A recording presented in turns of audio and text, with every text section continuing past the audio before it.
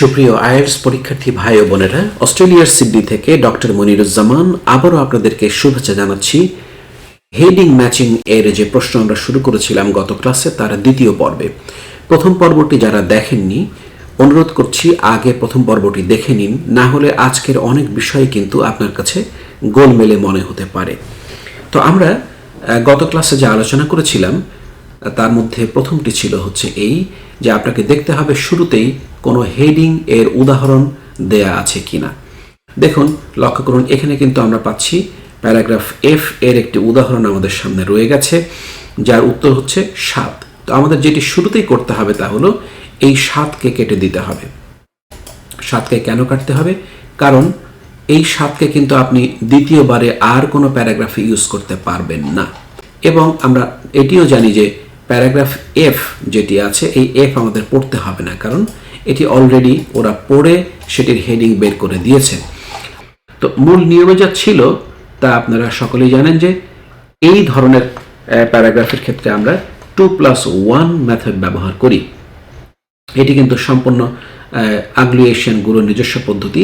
আপনারা বেশি বেশি করে শিখুন এবং প্রচার করুন, তাহলে যারা পরীক্ষার্থী আছেন তারা এতে উপকৃত হবেন। তো 2+1 এর ক্ষেত্রে নিয়ম ছিল যে প্রথম দুটি বাক্য আপনাকে পড়তে হবে, দুটি সেন্টেন্স, ফুল সেন্টেন্স পড়তে হবে এবং দেখতে হবে যদি অনেক আইডিয়া আসে তাহলে আপনি শেষ সেন্টেন্সটি পড়বেন। আর যদি অনেক আইডিয়া না এসে শুধু একটি আইডিয়াই বারবার বলা হয় তাহলে শেষ বাক্যটি পড়ার দরকার নেই। অর্থাৎ first 2 sentences plus last 1 sentence, তবে do not read the last sentence if not necessary. তো এখন আসুন আমরা দেখি যে আমাদের আজকে কি ধরনের টেক্সট তারা দিয়েছে। যদি আমরা ফানেল টেকনিক ইউজ করতে হয়, যেটি গত ক্লাসে আলোচনা করেছিলাম, তাহলে আমাদের 3 লাইন পড়তে হবে। আর ফানেল টেকনিক ইউজ করতে না হলে আমাদেরকে অবশ্যই 2 লাইন পড়লেই চলবে। বলছে, it is difficult to conceive of vigorous economic growth without an efficient transport system. তাহলে ইকোনমিক গ্রোথের কথা এসছে এবং ট্রান্সপোর্ট সিস্টেম এর কথা আমাদের এসছে। দুটি আইডিয়া আমরা পেলাম। Although modern information technologies can reduce the demand for physical transport, আবারও physical transporter কথা দেখুন চলে আসছে। By facilitating teleworking and teleservices, এই দুটি কিন্তু টেকনোলজির মধ্যেই কিন্তু যাচ্ছে। দেখুন, টেকনোলজিও এখানে আছে। The requirement for transport continues to increase. তাহলে transport continues to increase. অনেকগুলি আইডিয়া পেয়েছি। ইকোনমিক গ্রোথ একটি, ট্রান্সপোর্ট সিস্টেম একটি, আইটির বিষয় এসছে এখানে, আবার ট্রান্সপোর্টের ইনক্রিমেন্টের বিষয় এসছে। এই 4টি আইডিয়াকে মাথায় রেখে নিচে চলে গিয়ে দেখি যে এই 4টির মধ্যে কোনটিকে নিচে সাপোর্ট করে ফানেল টেকনিক অনুসারে। The number of cars on European Union roads saw an increase. Increase মানে বৃদ্ধি। কিসের বৃদ্ধি হচ্ছে? কারের বৃদ্ধি হচ্ছে। দেখুন, লক্ষ্য করুন, এখানে কন্টিনিউস টু ইনক্রিজ কি করছে? ট্রান্সপোর্ট। হ্যাঁ, তাহলে গাড়ি ঘোড়া বেড়ে যাচ্ছে এবং সেটাই এসে বলছে লাস্টে ফানেল টেকনিকে কার্স বেড়ে যাচ্ছে। 3 মিলিয়ন কার্স ইচ ইয়ার, প্রতি বছরে 3 মিলিয়ন করে, যেটা 90 থেকে 2010-এ। আর নেক্সট ডেকেডে কি হবে?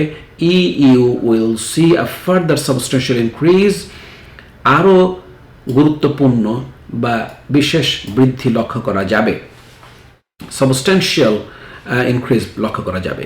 তাহলে আইডিয়া অনুসারে আমরা পেলাম যে শুরুতে অনেক আইডিয়া বলা হলেও আসলে শেষে এসে মাত্র একটি আইডিয়াকে রিপিট করেছে।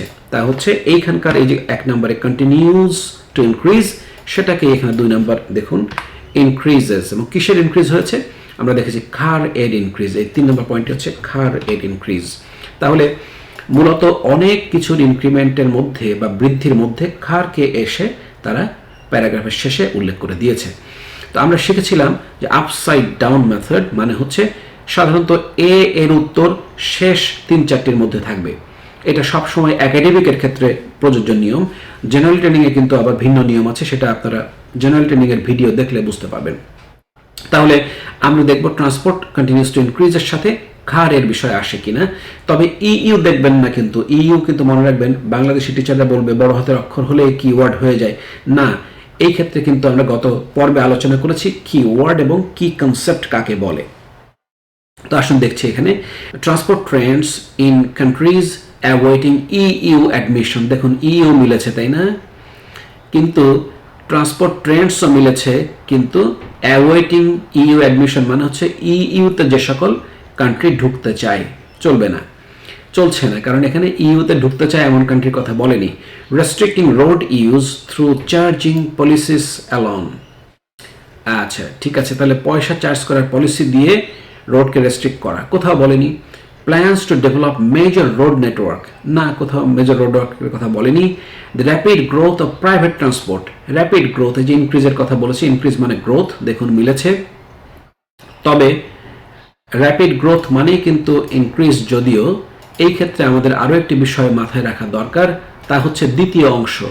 আমরা কিন্তু সবসময় প্রথম অংশ দেখেই উত্তর নিয়ে ফেলি। যেমন প্রথম অংশে আছে র্যাপিড ইনক্রিজ বা র্যাপিড গ্রোথ, দেখুন এখানেও রয়েছে continuous to increase, increase substantial increase মানেই র্যাপিড ইনক্রিজ, কিন্তু প্রাইভেট ট্রান্সপোর্ট মানে কি, হ্যাঁ কার কিন্তু প্রাইভেট ট্রান্সপোর্ট, দেখুন। সুতরাং দুটি অংশ মিলেছে বলে আপনি কিন্তু এটাকে চুজ করতে পারেন এ এর জন্যে। তাহলে এ এর জন্য আমরা কি নিচ্ছি ভাই এবং বোনেরা, লক্ষ্য করুন, এ এর জন্য আমরা নেব নাম্বার 8। এখন বলতে পারেন কেন আমি ইইউ নিলাম না, হ্যাঁ ইইউ অ্যাডমিশনস কিন্তু এখানে নেই বলে আমরা নিইনি। আচ্ছা, এখন 8 নম্বরটি কিন্তু আমাদের নিয়ম অনুসারে যেমনটি আগে বলেছি আপনাকে কেটে দিতে হবে, এই যে কেটে দিলেন, কেটে দিলেন, কেটে দিলেন, কেটে দিলেন, এভাবেই কিন্তু আমাদের আগাতে হবে, কারণ আমরা সকলেই জানি 14 নম্বরের জন্য যদি আমরা 8 পেয়ে যাই তার মানে হচ্ছে এই 8 নম্বরটি আর দ্বিতীয়বার ব্যবহার করার দরকার নেই। এখন আমরা বিতে চলে আসি, বিতে এসে আবার পড়ছি আগের মতোই, দেখুন as far as goods transport is concerned, এখন পণ্যের পরিবহন বলছে, কিন্তু আগে ছিল গাড়ির কথা, এখন পণ্যের কথা এসছে। Growth is due to a large extent to changes in the European economy, তাহলে এই গ্রোথটা কেন বেড়েছে, ইউরোপিয়ান ইকোনমিতে যেহেতু পরিবর্তন এসছে সেই জন্য বেড়েছে। And it's system of production, তাহলে প্রোডাকশন সিস্টেমে পরিবর্তন এসছে, তাহলে গুড ট্রান্সপোর্টটা বেড়েছে কেন, কারণ যেহেতু বিভিন্ন ধরনের পরিবর্তন ইউরোপিয়ানের ইকোনমিতে এবং প্রোডাকশন সিস্টেমে এসছে।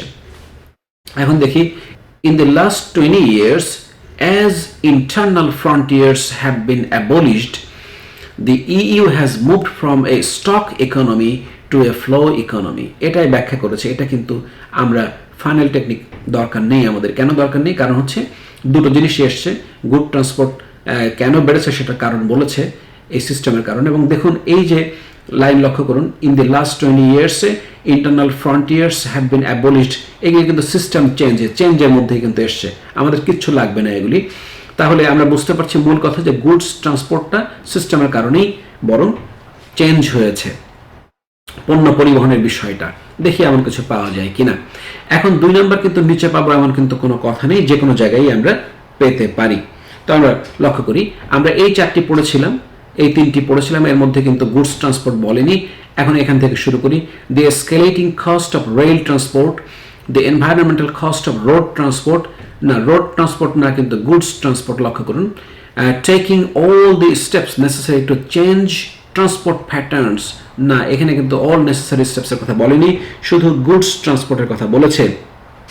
দেখুন চেঞ্জেস অ্যাফেক্টিং দ্য ডিস্টেন্স, এই দেখুন চেঞ্জেস শব্দটি রয়েছে, কোথায় চেঞ্জ, এই যে দেখুন এখানে আছে চেঞ্জেস ইন ইউরোপিয়ান ইকোনমি, তাহলে পরিবর্তনের কথা কিন্তু এখানে এসছে।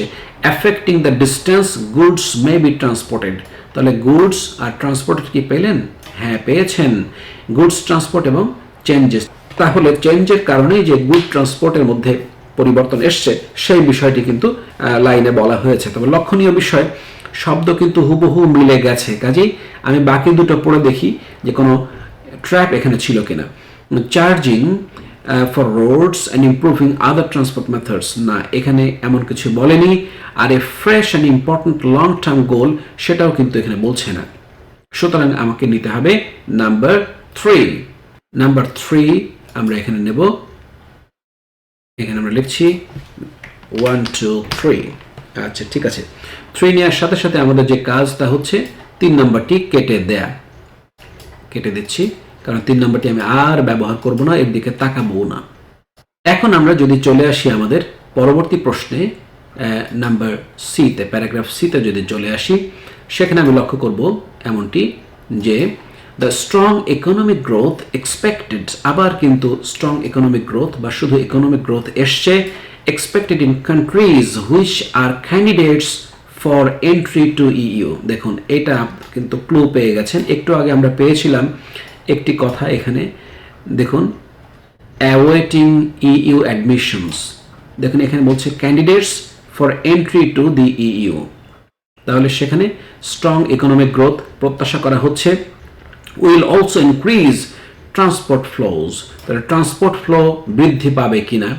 দেখুন এখানে আছে ট্রান্সপোর্ট ট্রেন্ডস, এই যে ট্রান্সপোর্ট ট্রেন্ডস মানে গতি প্রকৃতি বাড়ছে না কমছে সেই বিষয়ে বলা হয়েছে।